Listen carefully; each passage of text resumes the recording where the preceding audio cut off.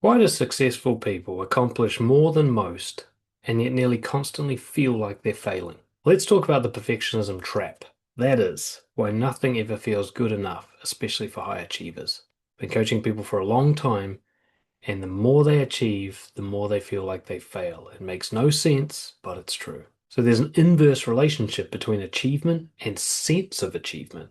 And we're going to explore why that happens and what you can do about it. There's a kind of infamous story now. One of my clients, Anthony, I tell this to all my other clients. When he was younger, he's got a very clear memory of winning a spelling bee at his school. He was in a spelling test and he got like 99%, I think, on the test and beat everyone else in the class by a lot.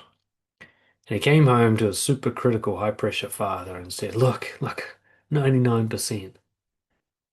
No smiles, nothing. His father just looked at it and said, where's the other 1%? This is a very common experience for high achievers in their childhood. This idea that, like, whatever you accomplished, the focus was on the little bit you did not do. Quite often, an imagined failure. You won the running race, but you didn't run fast enough. Even though it was fast enough to win, somehow it wasn't fast enough for some other vague goal. It's this idea that, like, no matter what you do, it just never quite crosses the line. It's close enough to give you hope that maybe next time, if you tried harder, you'd cross the line. But you always seem to imagine how it could have been or should have been better whenever it is you accomplish something, even if you win, even if you outdo anyone who's ever done it before.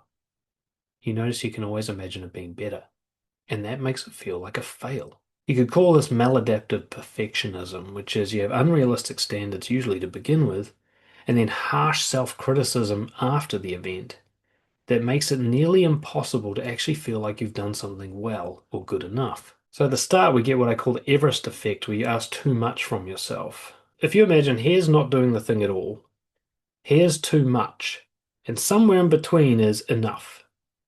Now, a perfectionist would look at that as a failure, and they think it must be this, even though this is excessive and might actually do more harm than good. Let's say, for example, I go to the gym and lift a certain amount of weight. At any given time when I go to the gym, there's the right amount of weight to lift to keep me healthy for as long as possible. There's the kind of longevity lift. I won't always know what it is, but if I pay attention to my body will tell me, like, yeah, stop about now. But then there's the amount I wanted to lift, which is usually so much higher that if I actually did it, I would injure myself. And yet I think of myself as a failure for not lifting that much. That's what we'd call the Everest effect. You're actually asked to do too much, or at least more than is enough, more than is the maximum efficiency. And so you've almost got no chance of achieving it. And then if you did actually happen to achieve it or come close, your brain will still go, yeah, but. It will say, yeah, but you didn't do this, or wasn't fast enough, wasn't good enough, wasn't slick enough, could have been better. Sometimes just vaguely a sense it could have been better, and other times it's very specific unit or quantity of measure that says it could have been better. Quite often it even measures the thing that has nothing to do with quality anyway. Let's say you go talk to a woman you're attracted to, and it turns out she doesn't like you and she's also really nasty and rude. You measure that as a failure, where actually getting someone who's nasty and rude out of your life is a good thing. So you'd say I got rejected rather than I kept a bad person out of my life. So it's measuring all the wrong things in the first place anyway. If she was to actually stay in your life, you'd have a disastrous relationship with her. So how is it a fail to not have her in your life? But mostly what I see is people just measuring what did not happen, what they did not do that could have been better, even though that didn't need to happen and it's all in your fictional imagination anyway. So this kind of perfectionism turns every win into not good enough and just puts more pressure on you for the next time. You end up with this history where you never appease your mind, where nothing you do is ever really applauded and encouraged in here. It's like you're living with this bully in your head who just always says, is that the best you can do? That fucking sucked. No matter what it is you did. So you can't ever win. You can't ever like please that voice. Hint, it's not really your voice. I bet you can figure out whose it is though. Mummy, daddy, a teacher, you know who it is. And so you end up realizing there's a pattern here that the end result of you doing anything is a sense of failure. That no matter how much you achieve, the final result will be a sense of not feeling good enough. And yet you keep doing this because it's either that or feel really not good enough. So you'd rather feel the least amount of not good enough. And you've got this kind of false hope. Maybe this time, if I just tweak this thing and do that a bit more, then I'll finally be enough. Even though that's never happened.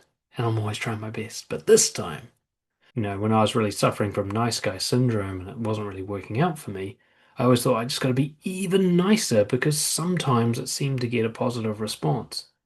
So achievements do come with little wins and little pleasures, don't get me wrong. I know you're not suffering non-stop. But the problem with those little pleasures, those little dopamine rushes from instant gratification, is it gives you a sense that you're actually on track. That you just, if you got the dials tuned correctly, you could feel like this all the time. Except, of course, you can't. It's not physically possible for a human being to feel happy and satisfied all the time. So you're never going to cross that line. So you create a personal history of failure because you only track your losses, most of which are imagined. You go to the gym and you do 7 pull-ups instead of 10, you track it as -3 pull-ups, when actually you didn't fail at all. You did 7 more than 0. That's great. You're a strong person, probably in the top 10% of strength in the whole world. And yet, as far as you're concerned, you failed to do 3 push-ups. That's how you measured it. And you measure everything like that. So you just got this track record of being a fucking loser who never gets anything right, while you, at the same time, you're somehow contradicted and aware that you are exceeding most people's standards and beating most people and in the top percentile for most of the things you do. I don't know how you try to reconcile that, but you know that that cognitive dissonance doesn't sit well with you. But you're just so sure that you've actually failed all the time because you imagined it. And even when you do actually win occasionally and meet your standards or exceed your standards, and the voice in your head does say that's enough, it just becomes the new expectation. So there's this burden with winning where you're like, now I've got to repeat that. You've probably seen that at work. Maybe you got some great sale on a really hard to get client, and now everyone thinks that you're going to get those sales all the time and you feel like you have to, rather than seeing it as a one-off fluke. So even when you do win, it just makes you more anxious because now you feel like you've got this new standard you have to uphold. So you've just got pressure, stress, no enjoyment, constantly running on that treadmill, and you can't stop yourself. It's like you're a glutton for punishment. It's almost like you want to be miserable, isn't it? It's one of the weirdest things working with my clients and just seeing human beings in general is this idea that we actually want to be happy. Our behavior contradicts that. We seem to be working very fucking hard to be as miserable as possible. Happiness is almost like a random event that sneaks through all the self-sabotage we're doing. Of course, if you want to stop self-sabotaging yourself and actually enjoy being who you are, get in touch, dan@brojo.org, and I'll help you out. So you'll know that you are a maladaptive perfectionist if you have any of these symptoms. Exhaustion, constantly feeling like you're worn out from performing all the time. Shame, a sense that there's something wrong with you, something unfixable, completely broken that you have to hide from the world, which leads, of course, to imposter syndrome. This idea that you're going to get caught for being the fraud that you really are, and that everyone will find out that you're actually this loser who's pretending to be a winner. Self-doubt, where you have to make decisions all the time, but you don't trust the person making the decisions, that person being you. So you feel like you're just taking risks all the time. Of course, the burnout, that just comes from never being able to enjoy stuff, but always working really hard. It's constant effort, no reward, this low ROI life. People pleasing, of course, trying to get those approvals and validations from others to make you feel good about yourself, often while you sacrifice your relationship with your family and friends to appease total strangers or your boss. And of course, eventually, heart attacks, strokes, and death. That's where this is heading. And I say it harshly like that because your system is really, really stupid. Perfectionism is a death sentence. If nothing else, it's the death of enjoyment, but I think it's actually quite physiologically a death sentence. You're trying to achieve something that can't be achieved because you have a measurement system that can't let you win anyway, and all you're doing is burning yourself ragged, physically and mentally, and eventually you're going to be left with nothing and wonder what was the point. So you think perfectionism helps you. It limits you. All of your success is in spite of that perfectionism, not because of it. You'd be doing even better without it. Isn't that the crazy thing? You think you're so successful now, such a high achiever? It's a fraction of what you're capable of. That's what's really tragic about this. Is this is you with a leash on. I can't imagine how far you could go unleashed. Because creativity is not something you put a leash on. Risk-taking, authentic leadership, perfectionism does not enable those things, it disables them. Think of the difference between doing something right, by the book, perfect, versus doing something freely. One of my clients is a very high-profile writer. His name's Mark. And he's an amazing writer, amazing speaker, very well sought after public speaker. His books are great. But I sent him an exercise where he was allowed to write something that didn't serve a purpose, something that didn't like teach a lesson or provide value to his clients or anything like that. Just something he just wrote for the sake of writing.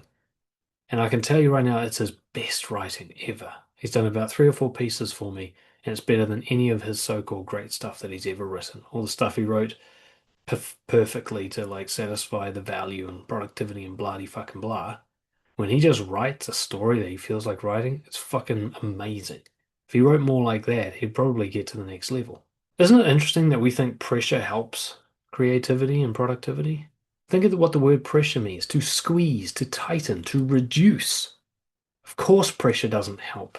Pressure is like a resistor in an electric system. It reduces the current, it doesn't enable it. You credit pressure for your success when really it's the thing that's been holding you back the whole time. If you were free and light-hearted and enjoying yourself and going with what really interested you and being willing to take risks and get things wrong, you'd be doing so much better than you are. And not only that, you would enjoy it. It's sad that you're not embracing your potential because you'd rather get things right, which you can't do anyway because the system won't allow it. Risk has inherent loss rates to it. If you're taking risks all the time, you're going to lose a certain percentage of the time. If you take stupid risks, you lose a lot. If you take smart risks, you lose 20 to 30% of the time, right? So perfectionism allows for no loss. So you're restricted in your ability to take action because you're not allowed to take risks.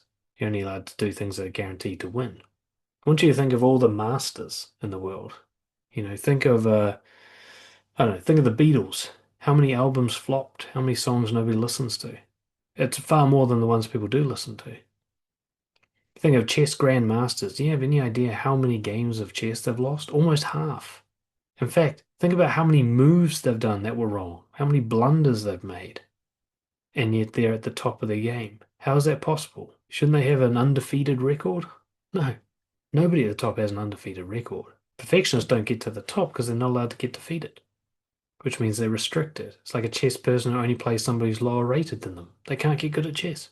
Authentic leaders, especially in this day and age, are so revered. They get the best results from their teams. They get the most loyalty. But perfectionism doesn't allow you to be authentic. It doesn't allow you to show weakness, to make mistakes, to hold yourself to account for getting things wrong. Prevents honesty.